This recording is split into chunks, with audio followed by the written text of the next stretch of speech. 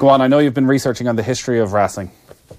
Well, I did. It wasn't so much research. I'm not that keen a researcher. It was that I met way back when I was in Harlequins. Harlequins had a relationship with Eden Park, who the clothing manufacturer. Right. Their logo is a pink dicky bow. And Harlequins went, for some reason, or ex-players from Harlequins went to the French Championship final and met up with guys from Eden Park, one of whom was Frank Maynell. He's one of the founders. And he told me where the pink dicky bow for Eden Park came from. And it actually came from Racing Club. So Frank Maynell was a player, Jean-Baptiste Lafont, Eric Blanc. They were the three founders of Eden Park, and they were all playing in the French Championship sides of the 80s for Racing. And what happened was, as a protest to racism within the crowd in the French quarter-final, they were booing one of the black players on the Racing team for the semi-final in 87.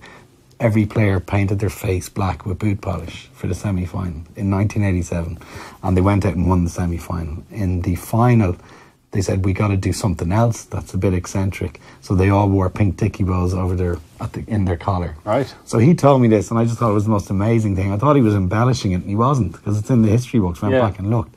So they lost the final in 87, and they got back to the final in 1990, and they played, I think they played Toulon.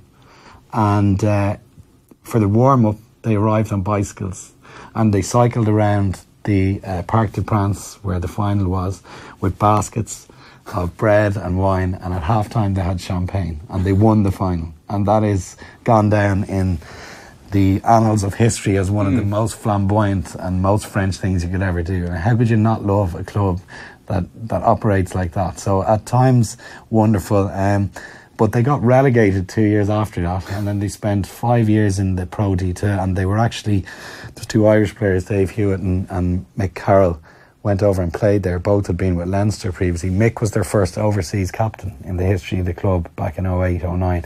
And Lorenzetti came in around 09, pumped millions in, and brought in marquee players. And from that, in that ensuing period, the last 10 years, they've climbed back out of Pro D2, or whatever it's called, Pro D2, and they've gone and won a championship. So yeah, it's an interesting, colourful history. Thanks a million for watching. If you want to subscribe, well, there's the button right there. If you want to see more videos, hit that down there.